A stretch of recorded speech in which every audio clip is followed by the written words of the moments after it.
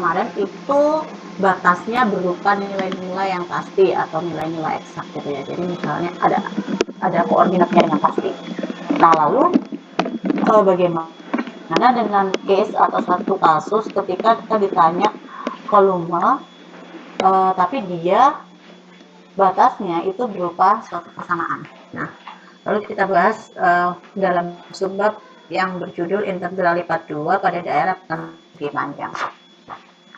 Nah, untuk integral lipat 2 pada daerah bukan persegi panjang itu merupakan metode yang digunakan untuk menghitung volume pada daerah dengan dasar bukan persegi panjang. Bukan persegi panjang itu artinya batas-batasnya itu berupa suatu persamaan. Ya. Batas di integral dalam harus berupa persamaan dan batas di integral luar merupakan nilai-nilai tertentu. Nah, persamaan yang digunakan sebagai batas dalam perintegralan dihitung berdasarkan persamaan garis yang memotong sumbu X dan Y. Dan batas-batas bidang dasar yang lain biasanya berupa batas bidang koordinat. Maksudnya batas bidang koordinat itu berarti dia nilainya pasti gitu ya. Nilainya eksak, bukan lagi satu persamaan. Nah, misalnya begini. Jadi suatu himpunan tertutup ya di sini, misalnya di sini ada daerahnya yang dikelilingi oleh persegi R seperti ini. Nah, andaikan persamaan fx, y terdefinisi dalam S dan didefinisikan fx, y sama dengan 0, pada bagian R di luar S kita katakan f yang dapat diintegralkan pada S jika ia dapat diintegralkan pada R. Nah, jadi seperti ini. Lalu bagaimana implementasinya? Jadi misalkan terdapat himpunan S sederhana di mana batas-batasnya adalah bisa dikatakan GX, bisa dikatakan kalau untuk penamaan bebas ya, adalah fungsi-fungsi kontinu pada interval A, B, maka dapat didefinisikan sebagai berikut. Jadi di sini adalah batasnya. Nah, batas ini artinya pada koordinat Y itu batasnya berupa persamaan. Okay? Sedangkan pada batas X itu dia berupa angka pasti. Ya.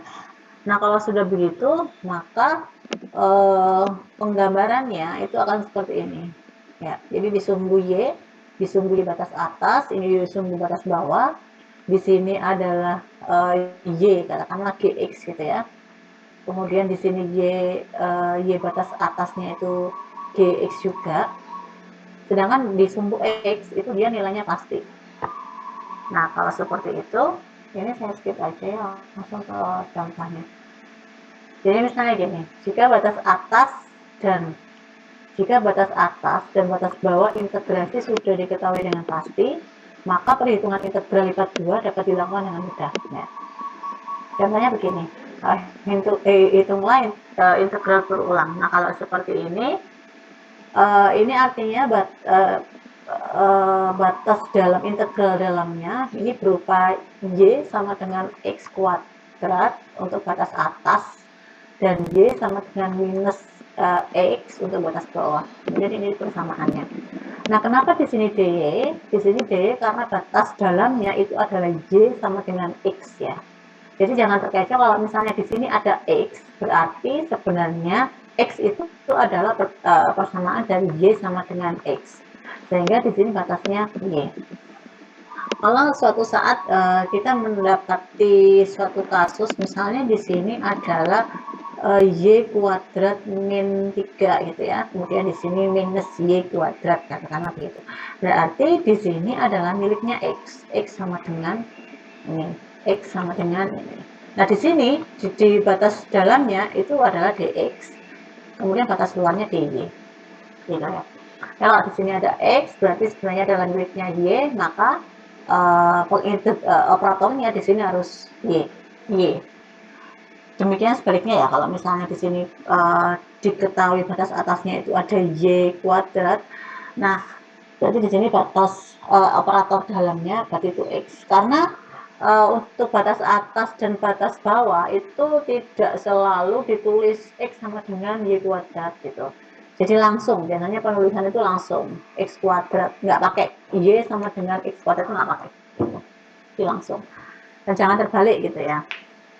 Nah kalau begini, ini batas dalam, integral dalam maksud saya, ini integral luar, dan harus yang berupa persamaan itu diletakkan di dalam, diletakkan di integral dalam. Tujuannya untuk apa? Tujuannya untuk ending dari perhitungan, ending dari kalkulasi itu harus berupa angka ya, tidak boleh lagi mengandung x atau mengandung y. Sehingga untuk mengantisipasi hal itu, kita harus memasukkan persamaannya itu di integral dalam, diintegrasikan di dalam. Nah kalau seperti ini ya, ini tadi kan sudah y sama dengan x kuadrat dan batas bawahnya y sama dengan minus x. Kemudian di sini dy dan di sini dx. Nah lalu untuk mengintegrasi berarti 4x itu diintegralkan dulu terhadap dy. Itu kalau ada operatornya beda, kalau misalnya operatornya beda, misalnya di sini ada x diintegralkan terhadap y, maka x-nya tetap ya. X-nya tetap, hanya saja dia akan ditambah dengan y yang mengikuti. Kemudian di sini 10y diintegralkan terhadap dy, sehingga kalau 10y berarti kan 10y pangkat 1 berarti 1 per 1 plus 1 kali 10y pangkat 2 gitu ya, berarti setengah 10y kuadrat atau 5y kuadrat. Nah, kalau sudah diintegralkan terhadap dy, kemudian batas-batasnya itu dimasukkan. Batas atas x kuadrat, batas bawah min x ya. Nah, tadi kan diintegralkan terhadap dy, berarti batas atas untuk y itu disubstitusi dengan x kuadrat, sehingga 4x dikali y dikali x kuadrat ditambah dengan 5. Ini ada y kuadrat. Kalau y kuadrat berarti x kuadrat dikuadratkan lagi gitu. Ya. Kemudian ini masih setengah ya, masih setengah, belum dioperasikan seluruhnya. Kemudian kita masukkan batas bawahnya dikurangi dengan 4xy, y-nya disubstitusi dengan batas bawah yaitu minus x, kemudian ditambah dengan 5y kuadrat, berarti 5 dikalikan minus x kuadrat kan. Nah, nanti ketemunya hasilnya seperti ini ya, endingnya. Kalau sudah, baru diintegrasikan terhadap dx, diintegrasikan terhadap dx dengan batas atas 5 sampai 3. Nah, untuk operator pengintegralan biasa ya, 4x pangkat 3 berarti x pangkat 4, kalau 5x pangkat 4 berarti begini, kemudian ya sudah, ini tinggal disubstitusikan. Nanti hasilnya akan ketemu seperti ini. Oke, sampai sini ada pertanyaan dulu. Oke, itu aja ya. Saya lanjut. Nah, contoh lagi, bagaimana ketika kita punya suatu benda gitu, benda pejal itu artinya benda yang enggak aturan gitu. Jadi bukan kubus, bukan limas, bukan prisma, namanya benda pejal ya. Kemudian dia berbentuk tetrahedron yang dibatasi oleh bidang koordinat dan bidang seperti ini. Nah, untuk menyelesaikan kasus seperti ini, maka tahap pertama yang harus diselesaikan, kita plotting kurva dulu di bidang x, y, dan z. Ya, persamaan yang telah diketahui diubah fungsinya dalam z sama dengan ya, z sama dengan f x, y. Berarti ini ada dua peubah, z ada peubah x, kemudian ada peubah y. Nah, untuk memudahkan plotting, z-nya dikeluarkan dari sistem ini, dari tanda ditaruh di seberang dari tanda sama dengan, sehingga ketemunya 4z ya, 4z sama dengan ini ke dipindahkan ke ruas kanan, berarti ini menjadi positif, kemudian ini menjadi negatif gitu. Sehingga z-nya itu dibagi 4 semua, ketemunya seperti ini. Nah, kalau sudah karena sudah diketahui seperti ini persamaannya, maka untuk ngeplotnya cara gampangnya ya, jadi kita ambil masing-masing sumbu itu berada pada titik nolnya.